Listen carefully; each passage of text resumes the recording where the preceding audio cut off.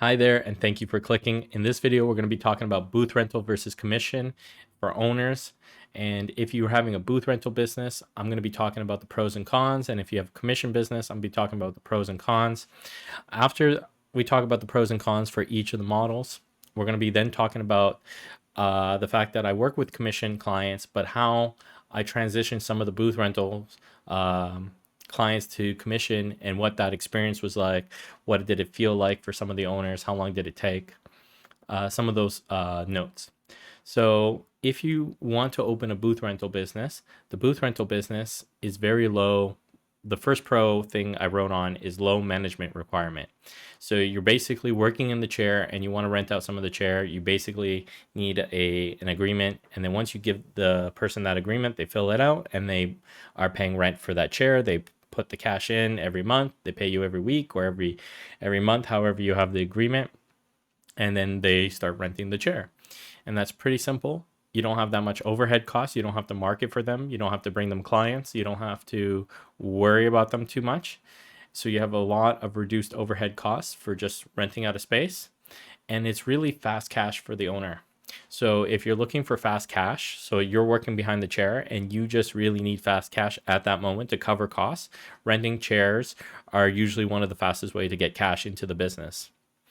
Now the cons, which I wrote quite a bit because I'm a little bit biased, but I will say that there is quite a bit of cons to the booth rental business. One is financial instability. If something was to happen to you, a big portion of the income does come from you. A huge portion. And if something was to happen to, like, let's say what happened in the last couple of years, you have chances of losing booth renters to other businesses that might be charging less rent, or certain situations that would cause them not have the ability to come in. And your business can be very unstable from month to month if the renters do not pay or do not stick with the space. You have limited control of how they handle their business because each renter is a solo business. So they have their own way of doing things, their own schedule, their own everything, their own pricing. So if you know how they handle their clients might affect you based on their you having extra clients, walk-ins, and they're not there. They have their own schedule. It is harder to scale. So if you're trying to scale out of a booth rental business, it is very, very hard to scale.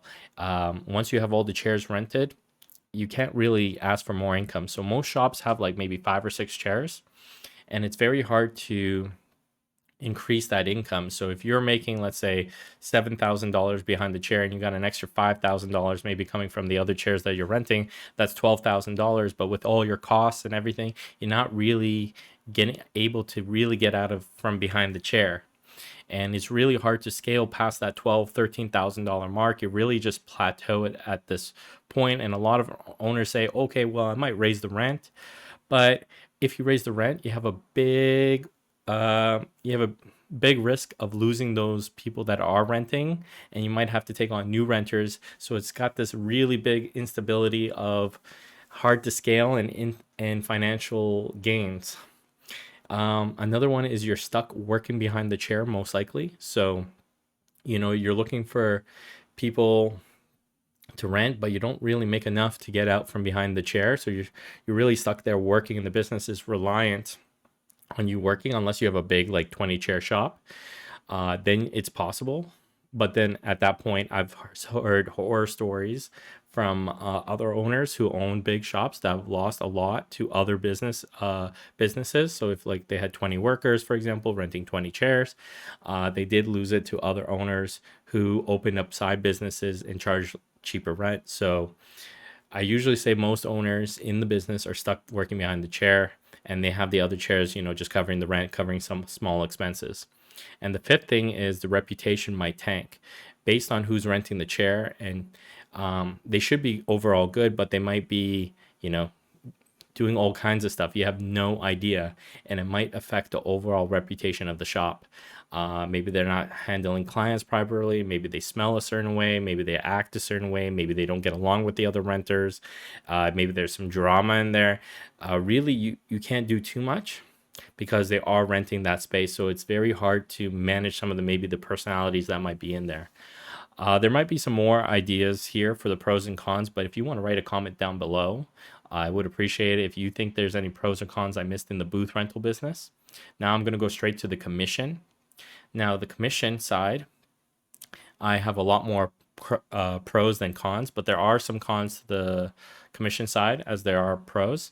So the first one is better scaling income. In the commission model, what you make off maybe like 4 chairs in the rental, you can make off 1 chair in the commission model. So let's say you're charging like, let's say $700 to $1,000, you can really make that in 1 chair, and you don't have to share your clients as much, and you're able to scale the business at 1 chair at a time through the commission. And a lot of those people that work with you are willing to, they understand, because they understand that they're building their business as well, and they're getting a lot of training, they're getting a lot of clients coming into them, so it's easier for you to scale some of the chairs up, and the people that work with you are a little bit more stickier because they understand that a big chunk of their income comes from the owner investing into them.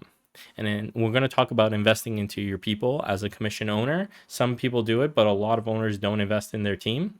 So a big chunk of it is when you're scaling your business, you're going to invest in some of the staff in there, and keeping them and paying them and making sure they're getting top-notch commission is a big chunk of part of the business of why you're going to be scaling. Now, you're going to be sharing your marketing and resources with them. So there's a huge benefit. If you find an all-star who's really, really good and does really good work, they're going to be a huge benefit in building the reputation and brand of the shop. But you also have this huge client pool that you both can share. So if you have like all-stars in there and you have like really good teamwork, you're able to raise the brand, raise the reputation, get more Google reviews, and it'll start to attract some of the best people who want to pay those higher prices for the best. And as you build up that team slowly but surely, and you can maybe train them, you have this huge resource of access to clients and shared pool, because you don't have to fight with 4 renters for walk-ins. Rather, those walk-ins are just everyone is coming in for the business. It's like a shared pool of people. So there isn't no my client, your client, that client. All the clients are just shared into one. And it should feel like that in the commission shop. They should feel like they can go to anybody in the shop and feel like they will get the quality service that they're looking for. Maybe they feel comfortable with a certain personality, but clients are able to share. They're able to, work with multiple people and book in who they would feel like they're most comfortable with. Okay, and then you have control over the pricing. So if somebody's all-star in the commission side, you can start raising their pricing based on how busy they are. So if you have like the Michael Jordan of rock stars in your salon, you're able to raise the prices on that particular person, while everybody else can start, and those clients that can't afford those prices, that's okay. They will trickle down to everybody else in the salon as you start building certain people in the salon business. They might be a junior starting out, or they might be a senior, depending on their experience at the salon and how busy they are, how many days they work, the personality, the customer service that they give.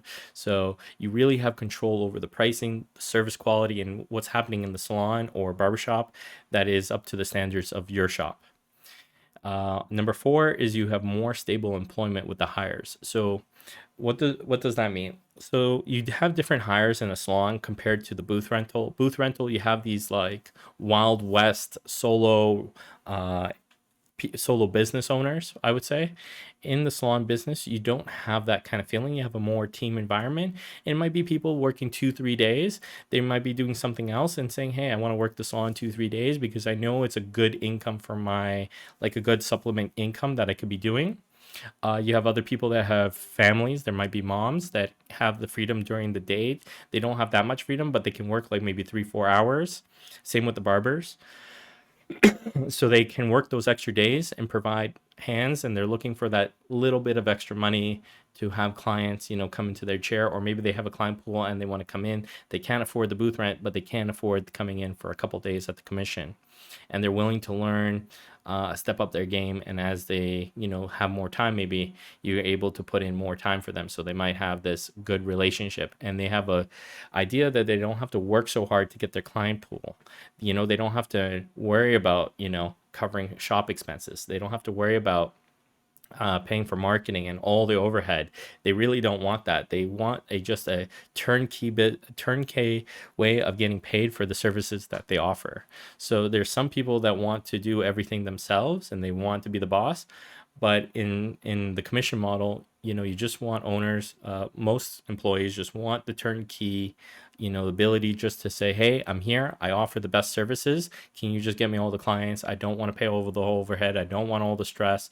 I just want you, they understand the stress of running a business, and it can be very stressful running a business. So the employees are more likely to stick if they're getting a decent income, or they're willing to, they want to like build up their career, or they want to build up their talent, and they know this is the place to be to build that, those here. Number 5 is more freedom for the owner.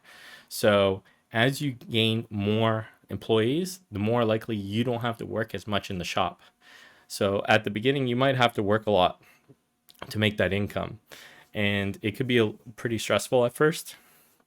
But as you get more employees to take over the days, the less days you have to work, and it will give you more flexibility. So you might be able to go 2-3 days instead of 6 days that you might be working. That might be after a couple years of training some employees. So after you work a couple days, after you work 5 days a week, you might lower that to 4, then 3, eventually weed it off to you don't even have to work at all, and you're just training, you're managing your team, depending on how many employees you have. And number 6 is you have control over your reputation. Before I hit off number 6, I also want to say that with the freedom, it's a big aspect because time with your family, vacation, things like this are important. In the booth rental model, a lot of the income is based on you working. In this commission model, you'll still make that income, like the clients will still move over to your employees, so you could still kind of make that income, but you have the freedom to take days off and more flexibility compared to the booth rental days where you have to work the 5 days a week, most likely, to make the income that you're looking for, and it's harder to get out. So number 6 is control over reputation. Reputation is very important when you come to your business. I think reputation is everything when it comes to your salon, barbershop, or spa. And in the booth rental, you can get someone to ruin it. In this one, you have full control of how things are happening, who's doing good work, who's a good part of the team, what brings the good atmosphere. So you really have the pick of the litter when it comes to what you prefer in your space and what you're not willing to take or allow in your shop. Okay, some of the cons are you have limited flexibility. So limited flexibility comes with like scheduling. Sometimes you're gonna have your hand ties when it comes to flexibility. You're gonna have to take certain days because employers, people that are employed by you are gonna only be able to work certain days. So you're gonna want to find the right people, and when you're starting out, it's going to be very cost heavy at the beginning because you're going to need to pay to market. You're going to need to pay sometimes your employee an hourly wage. If they're not making good enough commission, you're going to have to pay them well enough to stay. And at the beginning, it can be harder to build the business. So you don't really get the benefits until you scale it to a certain point. So I would say about the $10,000 mark to $20,000 mark is where. So let's say you're in the salon business, I would think the $20,000 mark is where you start to see the benefits because you're going to have a lot of costs for those employees. You're going to need to pay them a fair enough wage in order for them to stay. You're going to need to work enough hours. You're going to need to cover products. You're going to need to cover marketing. You're going to need to cover a whole bunch of expenses compared to the booth rental model. But once you start making those extra dollars and the person once you get over that 20K hump, I would say the 20K hump is probably the hump where most owners in the commission, and this is from experience, really start to feel that relief once they go from the 20K to the 30K. So in the barbershop, most barbers are making about, like, if they're good, they're making about 7K for the business. If they're decent, they're doing about 5K. And if they're doing really well, they're doing about 10K for the shop. It depends on the barber, depends on the area, depends on the quality, but depends on the reputation of the shop that they work at. If your shop has a high reputation, the more likely that you're going to be able to hire the right barber for you. So all these things take into effect. Now let's talk about a little bit about my experience with booth rental models. Maybe you want to switch over to the commission model. When you're trying to switch over to a commission model, and this, maybe I'm going to leave this for a different video, but I'm going to talk about it a little bit here because it might give you some insight. If you're thinking about, okay, I'm in a booth rental model and I want to switch to the commission model, like, how would I go about doing that? Well, right now it's hard to switch a booth rental person that's paying booth rent because they think themselves as a solo contractor. They don't think of themselves as a team player. So you got to ask yourself, do I want to hire team players? If you do, then I would just hire team players separately and slowly start to work in that commission model and keep those renters there. So in a way that, you have only the commission people under your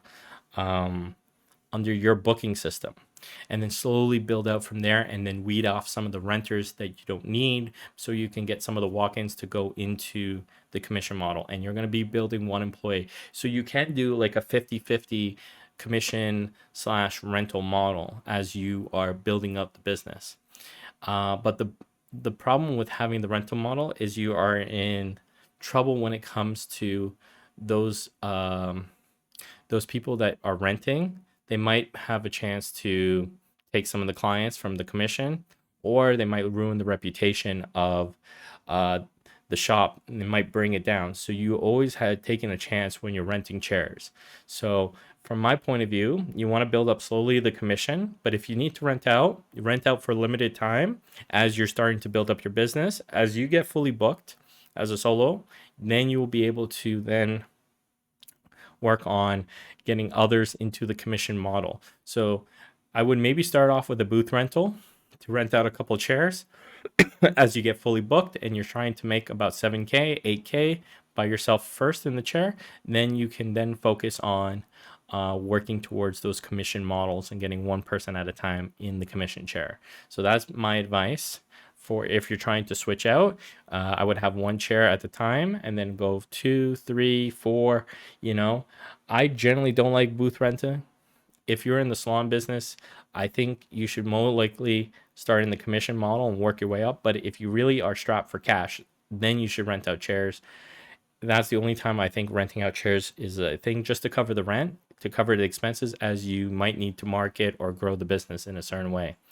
But I always like doing commission over renting. All right, that's my end of the video. If you really liked it, don't forget to subscribe, like, and comment to the video. And I look forward to seeing you in the next one.